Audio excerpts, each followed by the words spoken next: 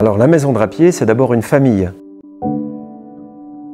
Moi-même, Michel Drapier, qui dirige la maison aujourd'hui, mon père, André, bientôt 95 ans, mes 3 enfants, mon épouse, bien sûr, qui travaille avec moi, et puis 2 petits-enfants, qui ont 2 et 3 ans.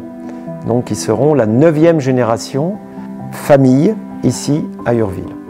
Donc d'abord une famille implantée sur ce petit village d'Urville. C'est aussi un terroir jurassique méridien qui a 175 millions d'années, qui est formé de petites huîtres, de dépôts calcaires, qui donnent beaucoup de minéralité, beaucoup d'élégance au champagne. Ça, c'est vraiment unique. Et puis on a la chance d'être dans des lieux historiques qui ont été construits d'abord au XIIe siècle par les moines cisterciens de Clairvaux.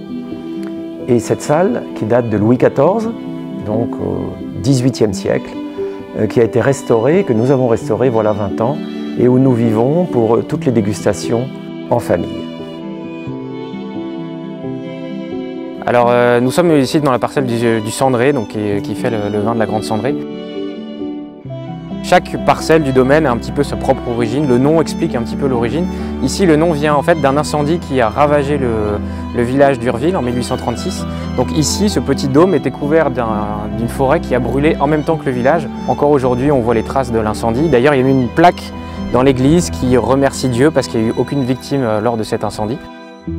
Et donc après cet incendie, les vignerons, comme c'était déboisé, ont décidé de planter la vigne et ils se sont rendus compte que ça poussait très bien, que ça faisait de très jolis raisins et des très jolis vins parce que la cendre est un excellent fertilisant, c'est plein de minéraux qui plaisent beaucoup à la vigne et c'est vraiment la particularité de cette parcelle. Donc c'est à partir de cette parcelle qu'on fait la cuvée qui s'appelle la Grande Cendrée, toujours millésimée, qui est un petit peu la cuvée haut de gamme et fétiche de la famille. Alors c'est un vin qui nécessite beaucoup de temps parce qu'il y a énormément d'étapes entre le moment où on va faire les vendanges, donc récolter les raisins, et avoir l'occasion de déguster cette bouteille qui va être finalement dans votre verre.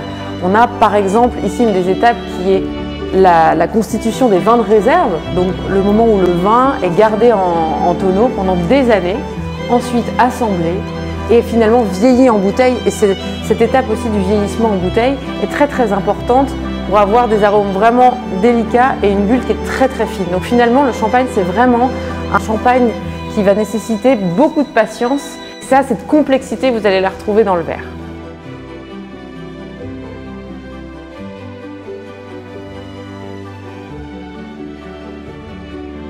À votre santé avec Ma France!